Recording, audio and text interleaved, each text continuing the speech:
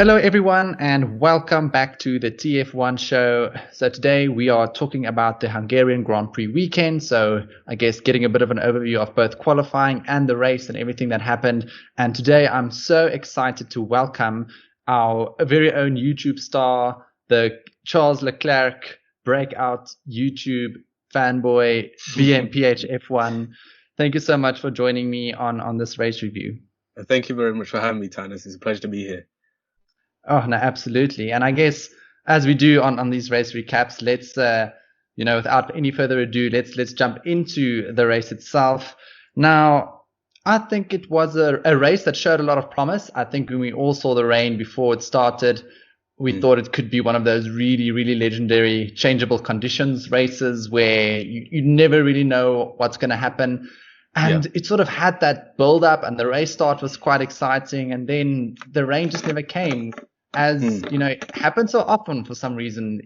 How often do we see a weather forecast telling us that it's going to rain, almost 80 or 90% chance during the race. And then when we actually get to the race, it just never happens. The clouds always seem to pass over the track without doing anything. Yeah, we've seen that so many times, over recent history. There's been a lot of build up and anticipation over a wet qualifying or a wet race, and we never really get that. And today was the same. Today, with all the feature races such as F2 and F3, it was raining and they had to race, in those conditions. And when we got to F1, the track was still damp, but it was drying very quickly. So and then obviously there was, anticipation for rain later on midway through the race, but it was sort of like a short spell, and it actually passed over the circuit. It didn't really reach the circuit at all. So yeah, the race was still good. It was still like a great race. We still had some really good overtaking and, exciting moments here and there, but I feel like that the element of rain that we were promised at the start and, at times during the race was, sort of under-delivered. And I felt it would have, spiced up the race a little bit more. Maybe we would have got a more, mixed up grid or a mixed up end to the race. But nevertheless, it was still a great one. Yeah, no, I agree. I think where the rain did help, at least, or the wet track at the start, was it did mix up sort of the starting grid a bit after the first 2 or 3 laps. Yeah. Where maybe not right at the front, but Bottas had his little incidents. Maybe not directly as a consequence of the weather, but like Ferraris had a good start. It mixed up the midfield a bit, and then the Hasses with their strategic masterstroke, putting themselves right up there. So let's maybe talk about our winning team, Mercedes. Now, I guess it's quite safe to say that I really think the championship is there for them already. It might be very premature given that it's the first race of the season, but I mean, they were more than almost a second ahead during qualifying. It's not looking good. That car looks like it has no weaknesses, which is a very, very scary thought for the other teams, because even, when Mercedes has been dominant in the past, there was always 1 or 2 weak spots that, were exploited once or twice during a season. Yes. But this year it seems like there just isn't anything. Yeah, for sure, man. As you say, we used to go to races like maybe Singapore, Monaco. Obviously, those on the grid. I mean, on the calendar for this year. But we always used to go to those races and expect Mercedes to actually be the underdogs, the team that would, underperform. And, looking at their car this season, as you say, like through the slow speed corners, high speed corners on the straights, they've got everything pretty much locked out. And they're just at the moment unstoppable. I mean, if you looked at Hamilton's lap during qualifying, the way the car was just, so stuck to the track, and the way it was effortlessly, gliding through the corners at such high speeds, it was incredible to watch, especially, through corners where in recent, not too long ago, say like 2014, you'd see the cars maybe have a bit of a lift through there or have to brake a little bit. But, this year's cars, especially, look, when you go on board with a Mercedes, it's just flat out. And, I there's think hardly... like the Sky commentators, when they watched the replay of turn 11 specifically on the track, like they couldn't believe that the Mercedes was just going flat there. Like they say, they can't understand how that's possible. It's crazy. And the fact that they, year after year, always find new innovations, such as, the DAS system. And then, on the aerodynamic side, they've also got, they've got like something like 1,500 people working there at the team overall. And, everyone comes together as a collective unit, and everybody, all the staff and the engineers are always pushing harder than ever every single season to develop the best car possible. And, as Lewis normally says, we normally see two drivers on track, but there's a whole, massive people who are working night and day to find new ways to get better and, to make the car more efficient. And they're just masters of doing that, essentially. And that's why they've remained at the top. That's why they've remained so consistent every single year.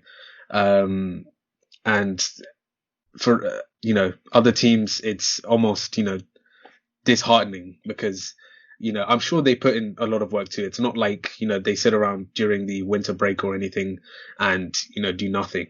They obviously try to, find different ways of getting better. And you'd think that Mercedes, even with all the success that they've had, that they wouldn't find, the next level, but they always, keep finding, new innovation after new innovation. And it's what's helped them to have all of this success. And, this season as well, I'm sure they're going to, pretty much dominate. It's very, reminiscent of the 2014 Mercedes when they just came into the season and, shocked the entire F1 world with, their blistering speed. Obviously at the time it was their engine that was the key factor, in them having all of their success. But for this season, it's, they've made sure that any weakness that they have on that they've had on their car in previous years is fixed for this year. And I think that's admirable, right? Because, and I've seen on Twitter, especially after qualifying yesterday, a lot of people going on about, oh, it's so boring again, Mercedes dominating again. But I'm sorry, if you're Ferrari and you're Red Bull, the results that they've been posting this year, I would regard as unacceptable. Yep. If you think about it's stable regulations, right? It's not like they had to reinvent the wheel. No. They just had to, chip away at their existing packages and try and improve it. Now, obviously, Ferrari had a whole fraudulent situation going on with the engine, but Red Bull specifically, and I saw a tweet about it yesterday where somebody said, all of the Ferrari dramas is sort of saving Red Bull from the ire of the F1 world for actually doing quite a bad job with their car this year so far. Now, whether it's a question of them just not unlocking the car, understanding the car yet, versus just the actual chassis not being great, not sure about that yet. But the fact of the matter is, if you are Red Bull and you have basically failed to improve on the qualifying time or the pole time that Verstappen did last year with stable regulations, I don't think as a team with a big budget like Red Bull or Ferrari for that matter, that is acceptable. So I want people to stop saying that Mercedes is ruining F1 and rather think about how Red Bull and Ferrari are ruining F1, given that we've seen the jump that Racing Point has made. Whether they've copied the Mercedes or not, that's beside the point. Yeah, 100% agree, man. As you say, with Ferrari and Red Bull, they've had, they've obviously had the same amount of development time as Mercedes have had. Ferrari, in fact, are getting more, funding, not funding, but like, they're being given more money by Formula One in terms of, because they've been in Formula One for the longest. But, as you say, it's unacceptable for a team who have so much money. $300 million, right? Exactly. That's their budget. $300 million for what did they finish? Okay, Vettel did a good job this weekend, but what? Leclerc finished 11th. And this is considered to be their best track of the year. Just, to keep that in mind. So exactly. It angers me. It angers me, Ben. I feel it for Ferrari fans because they, they're so passionate and they're so loyal to their team. During the Italian Grand Prix, they're always out in their numbers, and I'm sure at home they're still just as supportive. But they don't deserve, what Ferrari have been giving them, these past few years, especially this season. It's as you say, it's unacceptable for them to be, running in the midfield and, with all the problems that they've had, in terms of their aero package, it hasn't, they've been testing a lot of different, design elements, putting them on the car and then just seeing if they work without actually having, any reason behind putting that design element on the car. Now you could say that, from the technical side of things, how when they've put the car in the wind tunnel, the data that they've got from the wind tunnel hasn't necessarily translated into the car itself. But then again, with all that money we're talking about, that massive budget, surely they'd have enough to invest in a good quality wind tunnel to give you accurate data. And regarding the engine, I think there was something that not everybody, Binotto was saying, about the engine regulations changing for this season, and something about them burning oil, which had been removed from the regulations. They said they had removed it from the regulations from last season. However, burning oil was removed from the regulations a long time ago. I think like 4 to 5 years ago. So that again brings into question. Mercedes used to do it actually, and then they clamped down on it. Yeah. I think that was one of the reasons why, they brought in that regulation. I think it was around 2016, because Mercedes was so dominant. They just had to find a way to, at least bring the pack a little bit closer together and make the engines a little more, equal. But that just brings into question even more, Ferrari's engine from last season, because you remember right after the summer break, at the Belgian Grand Prix, Ferrari all of a sudden had this ridiculously fast, car on the straights, and were sometimes gaining up to a second and a half on like one straight. Say the straight after Overage, the Kemmel straight, exactly, and then the start finish straight at Monza. It was absolutely insane, and that was Binotto's excuse for the engine not being as good for this year. But that is a large drop off. I think we all know the truth now, and I guess a lot of people, it's basically decided now in the paddock that Ferrari were doing some aliasing of the fuel flow sensor, where they basically pumped more fuel through the engine than was technically allowed because of the way that the fuel flow sensor was measuring the fuel. But what I found the richest comment of this whole weekend was Binotto trying to make a comment about Mercedes having such a strong engine, where he said he basically tried to imply that Mercedes' engine was suspicious.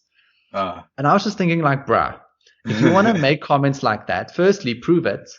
Right? Because the other teams came with proper hypotheses about what Ferrari might be doing, and actually had to force the FIA to make some sort of technical directive to prevent it, where Ferrari is now just trying to shift attention, I feel. And I just think that's ridiculous.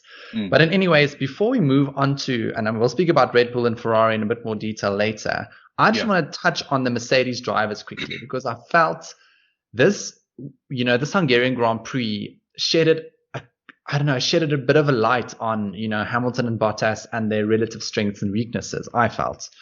Because, there was a couple of parallels I felt we could draw with what happened last year, where similar to how Bottas had to pit again to try and, with the fresh tires, overtake Verstappen and overcome that pit stop deficit this year, Hamilton did the same. with the difference being that Hamilton actually managed to do it last year, where Bottas came just short. Yeah. And also the fact that, Bottas had a bit of a jump start situation. Not sure how I guess he sort of got off on a technicality there with the penalty for the jump start.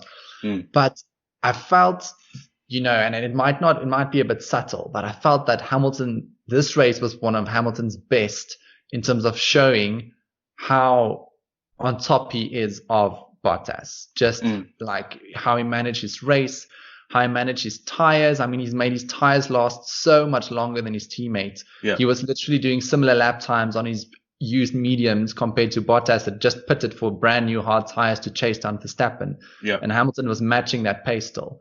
And I just found that scary. If you were Valtteri Bottas, because I think if you were him and you had to look at that and think, how do I beat this consistently over a season? I don't really know how he'd be able to do that. Yeah, it's a mountain that Valtteri has to climb, because a lot of people compare this, Valtteri's 2020 season to Rosberg's 2016 season, but the difference is that one, Rosberg had a very strong start to 2016, and Lewis had a lot of bad luck, and so it was Lewis playing catch up, and we hadn't really seen, we had, now and again, but not in like a championship battle, with another driver. So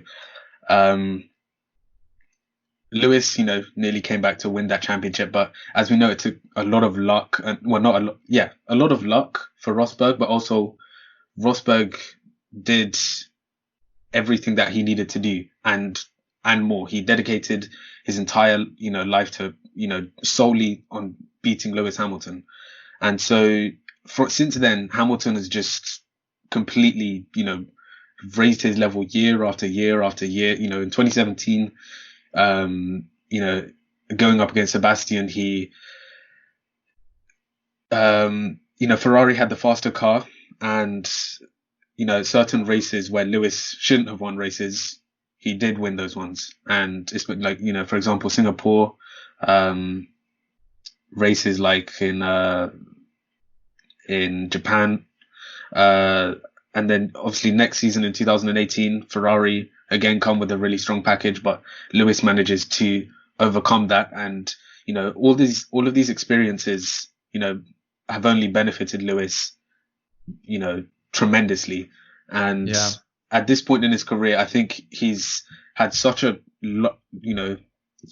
had a huge bank of experience, good experiences, bad experiences, learning experiences, in terms of actually how he's, optimized his driving, or how he's managed his tires during races. And, the Lewis Hamilton we see right now is prime Lewis Hamilton. I don't think every year he's gotten better and better, not necessarily in terms of his actual, his raw pace, his speed, all of the things that he started out with, all of the attributes he had in 2007.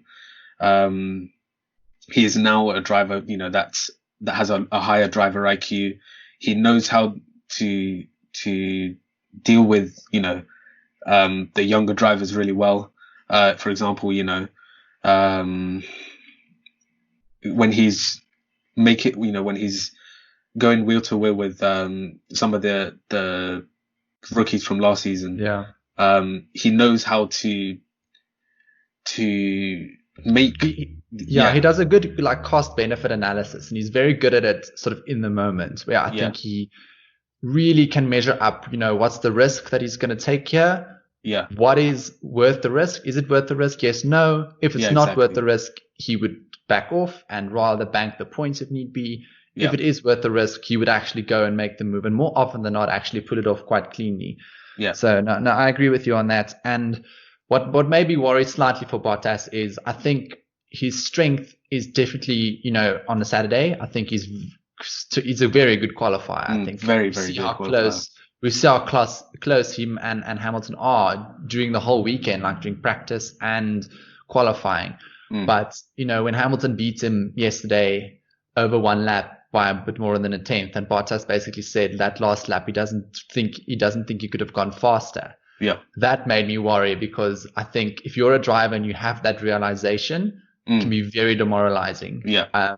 If that's sort of what you're banking on, if that's your strength, and Hamilton is essentially overcoming that strength, and then has so many other strengths to combat your weaknesses as well. I don't think that's a big positive for Bottas, but you never know. We saw what happened in 2016. Yes. You like one or two races could change, especially a shortened championship like this could sort of change the face of how this thing goes completely.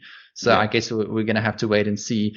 Now let's quickly touch on Red Bull. Now Red Bull, I would probably say they're probably the team that's most disappointed after this weekend. I'm going to sort of go out and say that, because I think they had pretty high expectations for Hungary specifically, given that they admit that Mercedes has a bit of a straight line advantage. I think they hope that they could claw back some of that deficit on a track like Hungary. But that car doesn't look like a very nice thing to drive. I think Verstappen made it work. I think the start in the wet conditions played into his hands a bit. He had a good bit of racecraft to put himself in a position to do well there.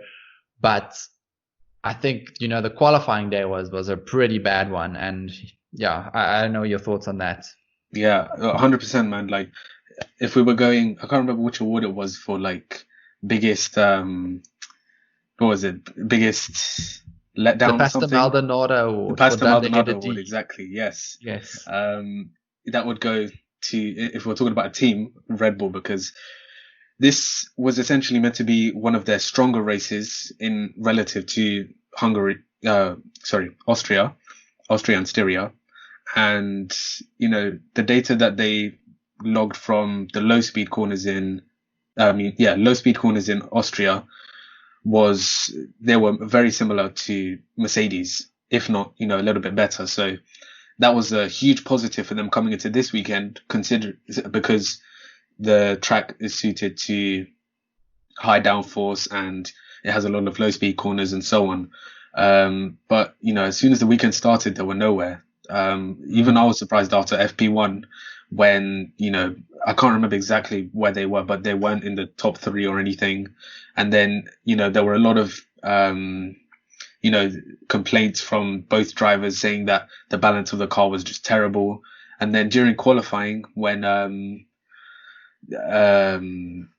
think it was Q2, Alex was just, all over the place. And he was having a horrible time. I think, with somebody like Alex, it's still, if you think about it, he's basically done half a year at Red Bull, and he had so many things to sort of adapt to in that short space of time. Yeah. And I think if you're on a top team like that and you have a car that's so difficult to drive and you're still trying to find your feet, I think that's a very, very difficult thing to do. And we saw how frustrated he was getting on Saturday, because you can see, and I have to give props to Alex, and it might sound silly, but you didn't hear this from Gasly at any point last year, where, you can sort of see Alex was really trying to get to the bottom of what was going on, where Gasly, it felt like he was sort of more, I don't know, like it always felt like he was sort of more accepting of the situation, where Alex was fighting with the people on the radio, trying to make things happen. And I see that as a good sign, where at least I think he's much quicker to put his hand up and sort of say, fully recognize that things aren't going well, trying to get to the bottom of it. And a bit of a redemptive race for Alex, I thought he actually was one of the best drivers on the day. I think he made key overtakes. He started P13, ended P5. That in itself, with a track like Hungary, is very difficult to overtake.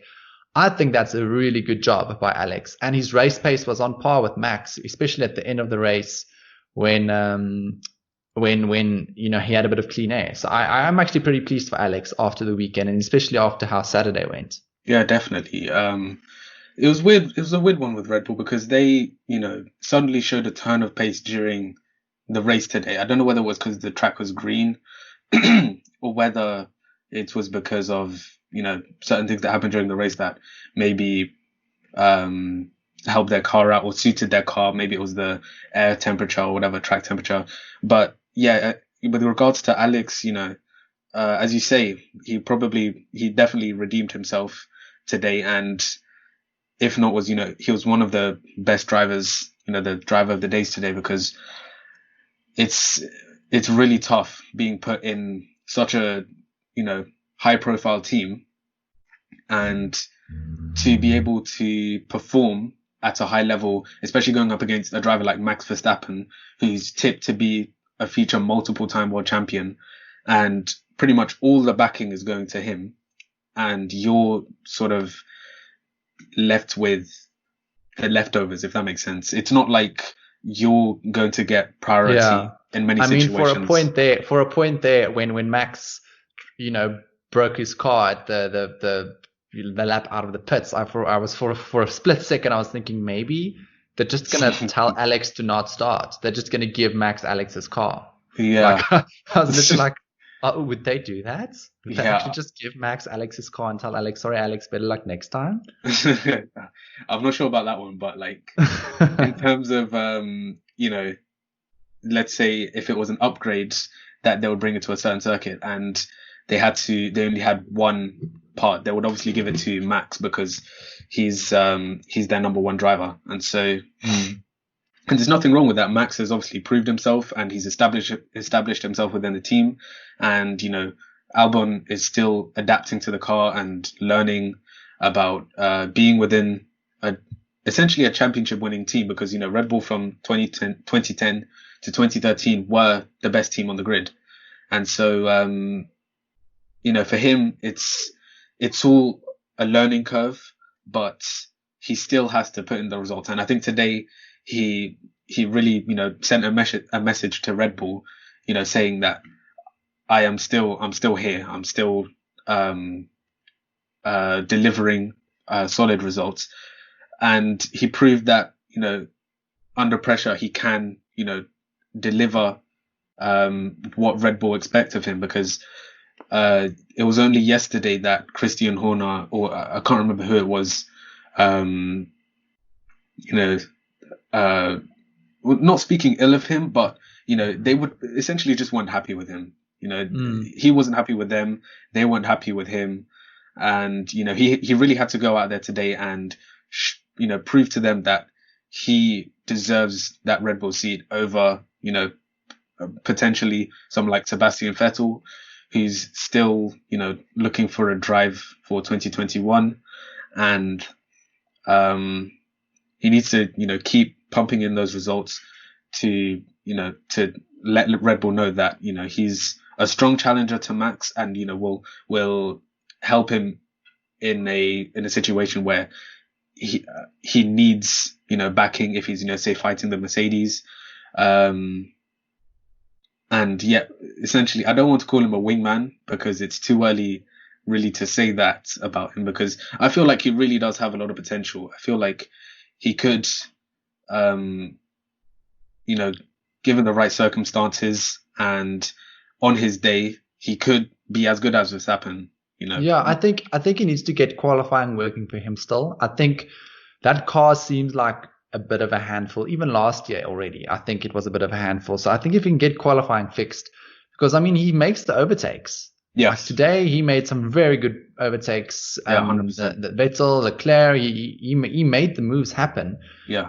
So I really think, and I hope for Albon this year, given that Red Bull seems to be out of the championship relatively early on, or you never know, but like I wouldn't say they're going to be going out trying to win the championship, let's say after the two Silverstone weekends, because I think Merck's going to be very strong there as well. Yeah. But then I think they can afford to just stop piling the pressure on Alex and just letting him figure out what he needs to figure out for the remainder of the season, so that next year, once they can hopefully fix some of the inherent shortcomings of the car, Alex can be right up there. Yes. Yeah, 100%. Because as I normally say, the Red Bull system is very cutthroat. If you're not performing to the standard that they want, then they'll just beat you out. We've seen that, examples, Pierre Gasly, Danny Kvyat being dropped mid-season. Yeah. And I'd really, hate to see that happen to Alex. But as you say, I feel like, they've already dropped two young drivers out of their car. why not just stick with one for now and let him actually grow and develop, other than, pick out a few bad races here or there, or maybe he hasn't performed up to to the expectations, and then just drop him, because there's still so much more room for growth, that if they just allow him to feel comfortable within the environment and feel like he can, and feel, relaxed enough to know that he has the backing of the team, and, that no matter what, they'll obviously support him, then that's when I think we'll start to see more performances, like, for example, today, where, he just cut his way through the field, overtake after overtake. And so, but then also, maybe those situations where his back is against the wall does help him to deliver stronger results. And maybe it drives him, it fuels him to bring the best out of himself. So, I think we should really observe, like, the next couple of races, like how Red Bull treat him, and how he is, what his mood is like throughout the weekend. If the car is working to his liking, and all is going well, and he does well, then that will obviously be the right, the correct sort of like working environment for him, or the way he should be going into a race weekend, other than have a lot of stress, a lot of pressure put upon him. So I definitely feel like he has the potential to deliver the results. We just have to see what he needs in order to produce them. No, definitely. And I think let's maybe touch on Ferrari quick. We have already spoken about them and the engine and all of that, but a couple of things I want to highlight from Ferrari's perspective. Quite a good positive result for Vettel. I think he's looked pretty strong actually the whole weekend through. Very, very impressed with him during the race as well. And something that came out only afterwards, where somebody shared a clip of his radio, and this I found really interesting, was how, and I guess we can attribute a big part of Charles Leclerc's struggles today to the fact that they put him on the soft tire initially and not on the medium like everybody else. Now, interestingly, Ferrari wanted to put Vettel on the soft as well, and Vettel actually said no, he wants the mediums. Oh wow! Yes, and I thought that was very telling, and I think a bit more egg on Ferrari's face in a way, because like you can't always, it's very nice and very romantic to go for the young gun, and we all know how wonderful Charles is as a driver, but that sort of insight or feeling, and I guess also that confidence in yourself to speak up against the team and be like, actually, don't you think we should go medium? And just to see the outcome of that at the end, I thought it was really good. So I think generally a good race for Seb. I think he did quite well. And Charles, he defended very well. I have to say Leclerc really tried to keep those cars behind, but he ran out of tires every time at the end. And not a great weekend for him. Yeah, 100%. It's just the key traits of a world champion. That's all it really is.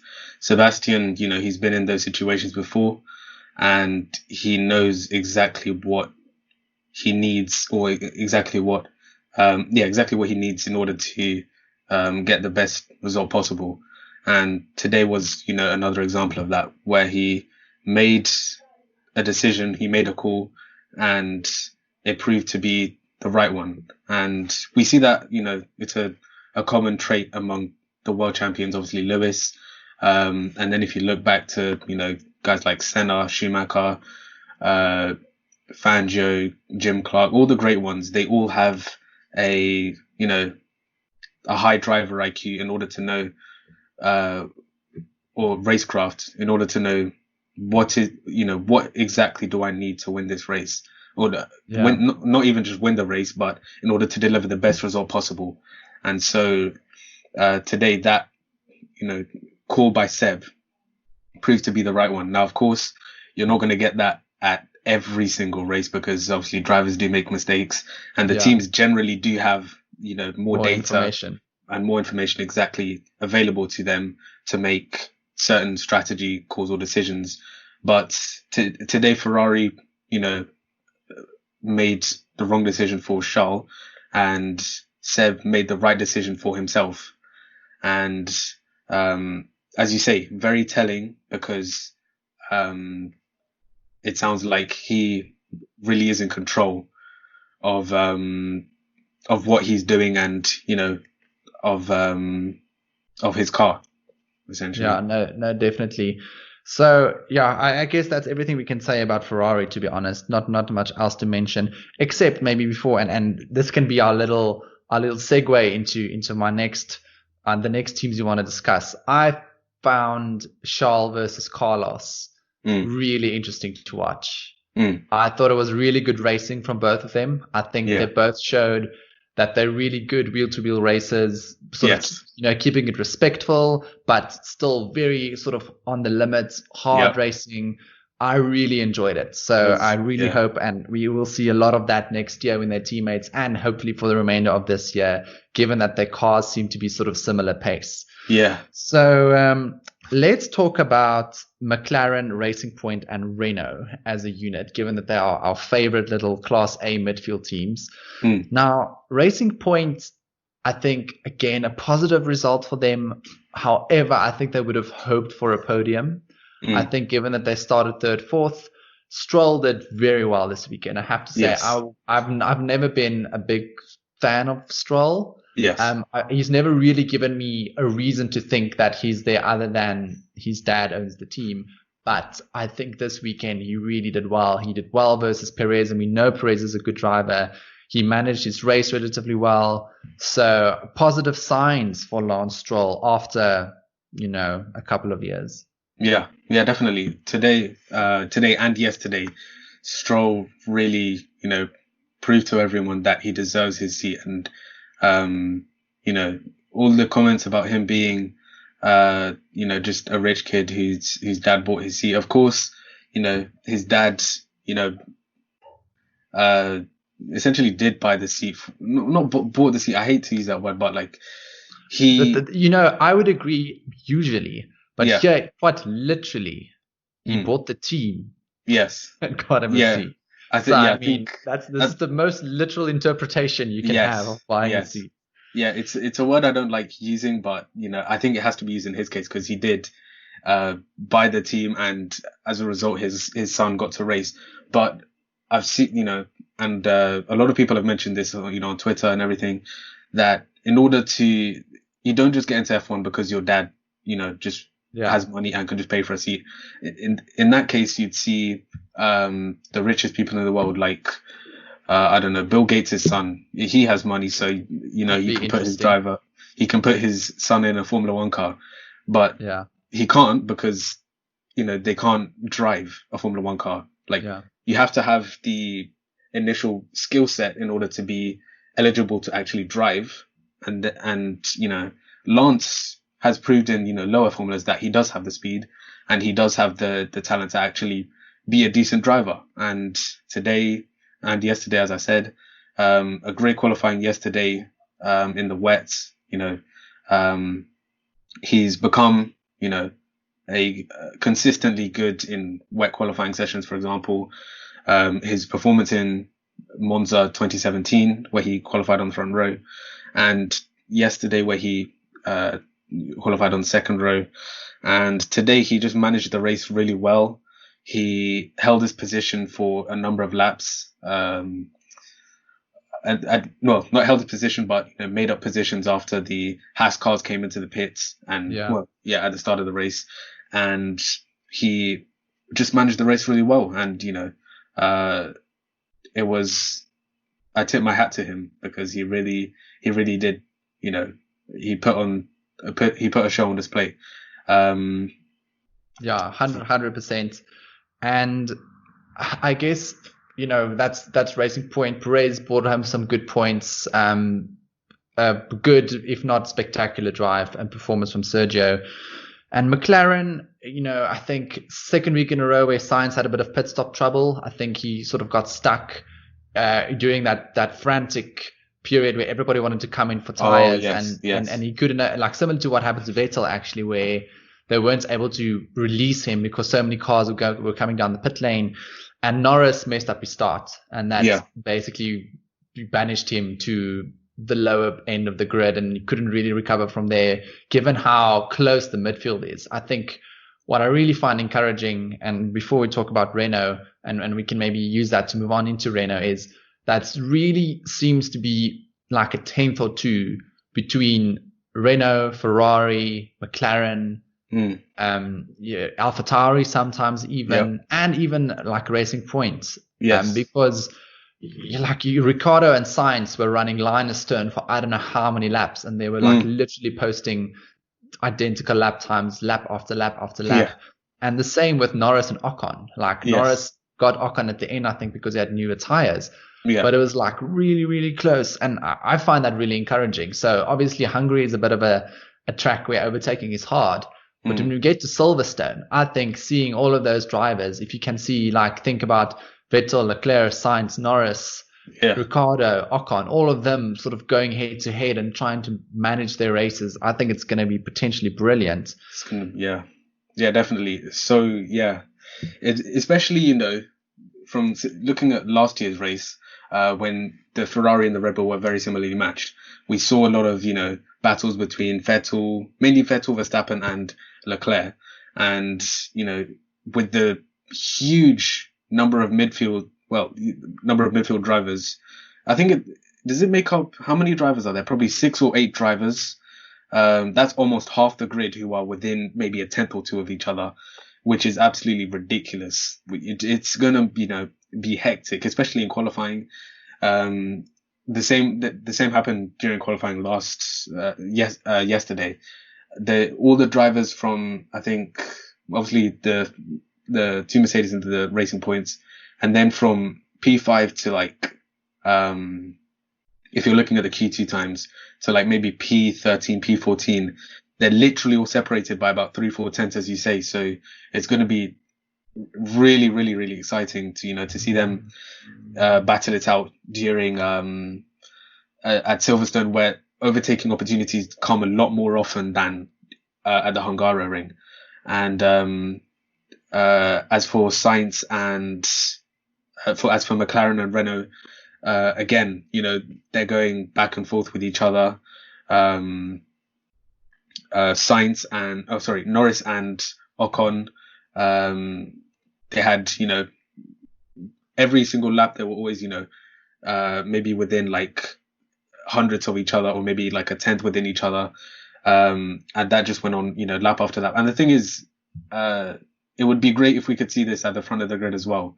It would make the races a lot more exciting, and, the races a lot more unpredictable. But, it is what it is for now. We need to make peace. I think we need to make peace with the fact that, we're probably going to know who's going to finish first and second, and then really try and look at from third downwards, try and find out interesting talking points there. So now, talking about, I guess, finishing a bit out of position, I think we need to give a gold star of achievement to Kevin Magnussen and that Haas team, pulling out a point, more than 1 point. I think he finished 9th, and running in third for quite a big chunk of the race. I think Kevin Magnussen earned his stripes today and comprehensively outperformed Grosjean, who had a similar strategy to him, but Grosjean finished way down the order compared to Kevin. Yeah, definitely. Kevin, obviously that was at the start of the race when they came into the pit and they put on slick tires, a gamble, but it was a gamble worth taking because they were starting P17 and P18, I think, which is, you have nothing to lose at that point. It's just let's work on a set of slicks and see what happens. And I can't remember how good their pace was initially when the track was still kind of damp, but I'm sure when the track started to really dry up, that's when you get seconds faster than the drivers ahead of you. And, they got obviously a little bit lucky that the track was drying a lot quicker than, say, some other tracks. So then the gap that was pulled out by the drivers ahead wasn't too much. And so by the end of all the pit stops, they found themselves in P3 and P4. And from there, it was, just survival for them, really. And Kevin really, really did a great job at, holding his own. And in that Haas car, for them to be, even be fighting up there amongst like the likes of the Alpha Tauris, the McLarens, the Renaults, it was good to see. It was like a good positive result. Good positive result exactly. For Haas yes. After really struggling the first two races. And I think if you think a bit wider than just the Hungarian Grand Prix, I think it's good that Haas has the good result, that they have some points. Yes. Because we need Haas in the sport. Yes, like, exactly. I think we can all agree that we want all of the teams to do well. And then I guess let's talk about our three remaining teams: Alfa Romeo, Williams, and AlphaTauri. Now, AlphaTauri probably a bit disappointed with their result, just because Gasly actually did pretty well, I thought, given all of the troubles that he's had. However, engine difficulties had him out of the race quite soon. Kvyat had the race equivalent of wallpaper paste, I felt. Like, really didn't appear in my mind at any point. Never, like, during the whole hour and a half did I think, ooh, what is Daniel Kvyat doing? So I guess not much we can say about him. In Alfa Romeo, similar, I think, to Daniel Kvyat. Giovinazzi is not lighting it up still. I think he's at big risk of our brilliant Ferrari juniors. Yes. About Schwartzman and Schumacher and how well the Hungarian F2 race went for them. I'd say Giovinazzi is at a big risk, as is Kimi Räikkönen, just because, we're getting Alonso next year, so I don't know whether Formula One can handle two 40-year-olds. So we're going to have to ask ourselves some difficult questions at the end of the year, and whether Kimi Räikkönen is going to be in the sport next year or not. Yes. But I don't know if you had any specific thoughts on them, but to be honest, pretty boring race for them at the back. Yeah, for them, it was really, atrocious. Like, qualifying wasn't great. And then, the race, they got a bit lucky, at the start when there were a lot of there was a lot of mix up in terms of the order. So they found themselves, I don't know how, but maybe around, I think I saw Giovinazzi at 12th, 13th, 1 point. It was, I think the Williams had tripped over themselves in the pits and everything. Latifi had, his fair share of problems. And so, it really was a bit of a letdown for them. It was a bit of a letdown weekend. And again, like Haas, they do get a lot of their development heavily relies on the works team Ferrari. And if Ferrari don't develop a good car, then that's obviously going to negatively impact on the junior teams. So obviously Alfa Romeo being the being the junior team, and then Haas sort of being like a Ferrari, I don't want to say junior team, but it's sort of like a team that is heavily linked to them. Team. Yeah, the B team, team. exactly. The B team. So, just not a great day for them. And, it's to be expected, really. If the Ferrari cars are not great, then we can expect the other two to not be any better, really. So, and then regarding Williams, George Russell, another great qualifying session for him yesterday. Brilliant qualifying session. Yeah, he, just another reason why he deserves to be in Mercedes. And Latifi as well, making it into Q2. Can you believe it? Williams in Q2 was shook it. I was shocked. Couldn't pick my jaw off the floor, but great for Williams. Yes, 100% great for them. And, kudos to them for making improvements to this year's car, because I think, Crofty was talking about it, and he said, I think Russell was somewhere in the 117s in qualifying last year. And this year he had like, I think it was 1:15.8 or something. That was his quickest time, which is almost a 2-second improvement, which is, massive.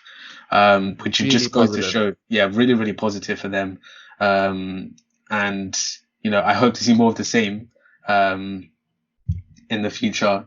And I'm sure we will, because, if we normally look at, the recent trends of, in recent history, when we've seen a team, come from nothing, once they start building some momentum or, gaining some form of,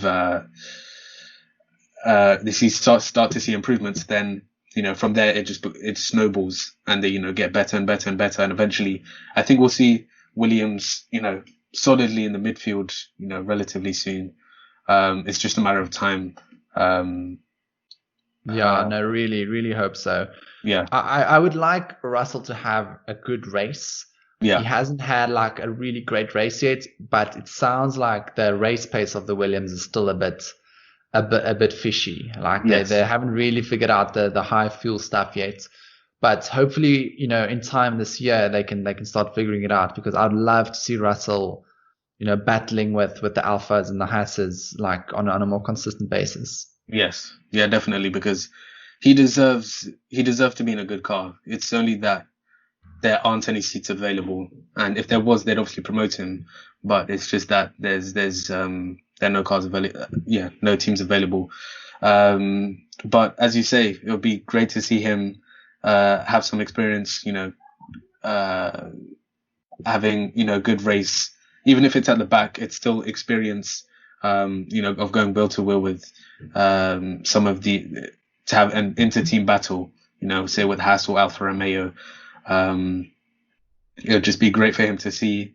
It would be great for us to see him, have a battle, and as you say, have a good race, because I feel like we've seen a lot of great performances from him in qualifying, which just goes to show that he's naturally talented and has full speed and all this great stuff. But in terms of the races, we haven't really seen a standout performance from him. And that's mainly been down to his car, but also I feel like, especially today, he could have done a whole lot more. And even at the Styrian Grand Prix, he could have gone on to score points, had it not been for that mistake. So, his time will come. It's just only a matter of time, before we see that breakthrough race. I think Williams are definitely on the up. George Russell's on the up. Nicholas Latifi's on the up. So all is looking well for them. Yeah, positive signs, I'd say. Yeah. And that, I guess, is the perfect moment for us to move on to the next segment that we have in these recap podcast episodes, and that is the TF1 Awards. Now, the first award is the Pastor Maldonado Award for Most Dunderheaded Deed. So, Ben, can you give me your nominee for Most Dunderheaded Deed? So, what would you like, the team or driver? Anything. Whatever you think was the stupidest thing somebody did over this weekend. I think I can't really look away from Redbull, to be honest. Just the fact that after last weekend, we heard a lot of a lot of interviews from Christian Horner saying that Hungary would be a much stronger track for them. A lot of news articles saying that Red Bull, this would be their this is where they pose the biggest threat to Mercedes. There was all this hype around them, coming into the weekend. Even I fell for the hype.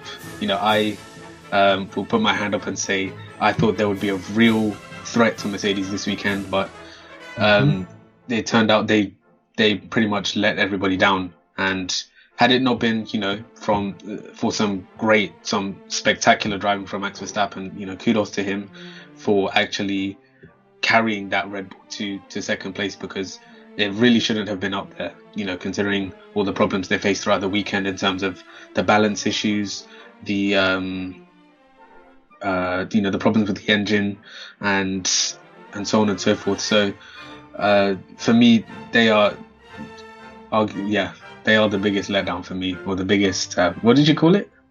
The Pastor Maldonados for Most Dunderheaded Deed. Most Dunderheaded Deed, that's the one. Yes. So I think I'd agree with that. What I would like to do is just give a couple of nominees that would have also, I think, would have been up for the award, and that was firstly Max Verstappen for channeling his inner Roman Grosjean and crashing his car before we even get to the formation lap. I felt that was quite a good one. Valtteri Bottas probably has to go back to Bottas 2.0. Or shave his beard or something, since Bottas 2.0 didn't jump the start every second race. Yes. And then lastly to Ferrari thinking that the soft tyre was a good idea for Charles Leclerc and basically having to leave it all up to Charles and trying to make his car as wide as possible for the remainder of the race. But I think, let's give it to Red Bull for being so callous before they get to before we got to Hungary, saying that no, this is going to be our track, this is going to be a track that's going to suit us a lot better, we are faster than Mercedes in the slow corners, and then basically being more than a second off in qualifying. I think that was a big wake-up call for them. And the next award is the Lewis Hamilton #Blessed Award. Now that is for the luckiest driver or team. So I want to get your thoughts on that. Okay, so all right. Luckiest driver. Or team. So my nominee is a team, actually. I have a team that I want to nominate. Okay. I am going to go with Haas. I'm going to go with Haas. Simply because, and this is partly down to luck, but also partly down to, a great strategy call from them. The strategy call at the start before the race, they came into pit for slick tires, and obviously it paid off massively. And then from there, it was basically just see how high we could finish, because it was inevitable that faster cars were going to come through and come and overtake them. But they really held their own, especially Kevin. He really held his own. And that strategy call, it was a gamble, but it was a gamble that proved very very costly for some teams, and proved to be to work in favor of Haas, who took that gamble. Yeah, really tough to disagree for me there as well. I actually wanted to nominate Mercedes for being the luckiest team, and you might ask me why was Mercedes lucky. I mean, they make their own luck, right? But I mean, if your competitors are as useless as Ferrari and Red Bull, with those budgets that they have and producing the cars that they have this year in stable regulations, you have to count yourself lucky. Because to be honest, Mercedes have improved, but they had to improve. But it's not like they invented like ridiculous. I mean, DAS is nice, but it's not like DAS shifted the goalpost by a half a second, right? Literally nobody else has managed to make any progress. So that's why I'm saying Mercedes is the luckiest, should win the Lewis Hamilton #Blessed Award, just because they have useless opposition. All right. Then the last award that I want to hand out tonight is the Nico Hulkenberg Podium Award for unluckiest driver. Now, I would have gone out and said, probably for me, either Vettel or Sainz, because of that pit stop incident where they had a really good start. They were running well up with the order, and then with that flurry of pit stops, they had to basically sit in their pit box and see how they're dropping down the order, essentially, with cars coming by. But what are your thoughts? Who had bad luck this weekend? So for me, I think I'm going to go with like two, if that's all right. Yeah.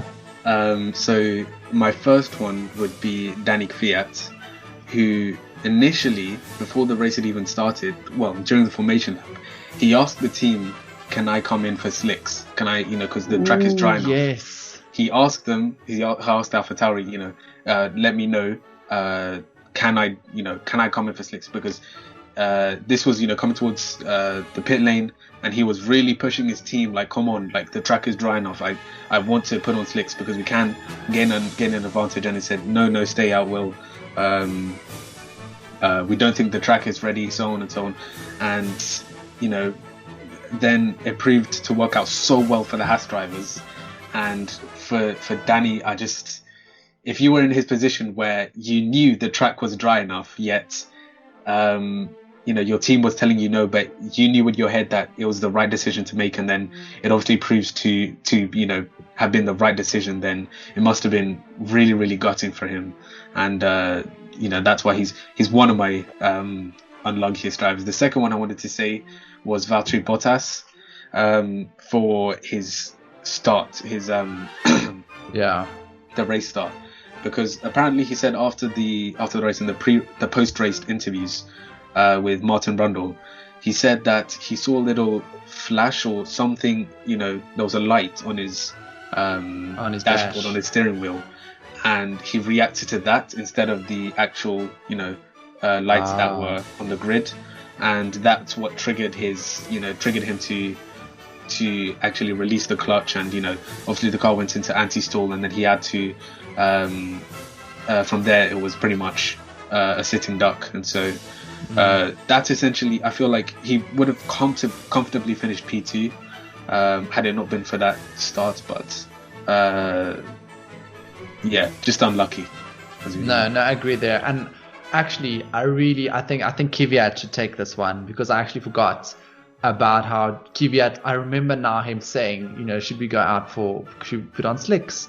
And and then you also had Kevin Magnussen. It's strange how these things work out, where Kevin Magnussen went out on the full wet tires, if I remember correctly, thinking that that's going to be the best option for them, and then actually putting on the full wets and realizing after the formation lap that that's not going to work. Yes. And then putting on the slick tires worked out so well for him.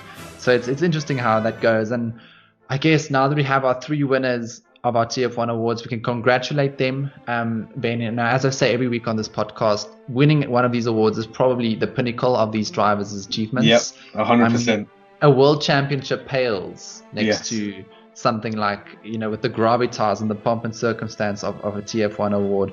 So I think we can just applaud the drivers on their magnificent achievements, and maybe call that a day when it comes to the race review. I think we were spoiled over the last 3 weeks with 3 consecutive races. It was a triple header. I mean, we just spoke Formula One the full 21 days. Never had a day without something happening or some little news tidbit coming out. So I don't know what we're going to do with ourselves over the next 7 days. I mean, we're probably going to waste away, probably going to be super depressed.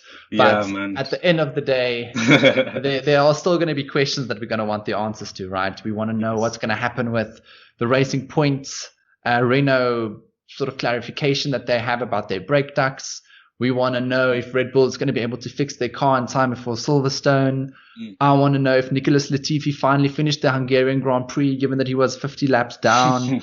There's much that we need to pay attention to over the next week.